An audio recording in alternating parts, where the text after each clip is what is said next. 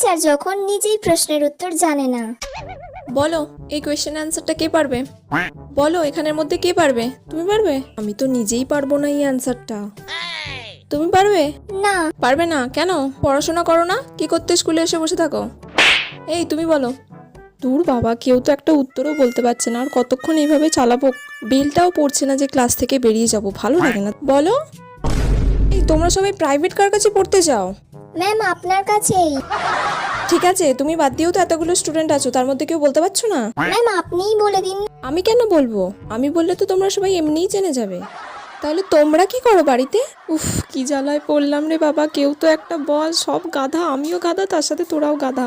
বলো। নিজে তো জানি না, যা বললো তাতেই হ্যাঁ বলে দিই। শুনলে কি বললো? তুমি কেন পারলে না? শুনে নাও ভালো করে, কালকে যেন কোয়েশ্চেনটা ধরলে তুমি পারো, ঠিক আছে?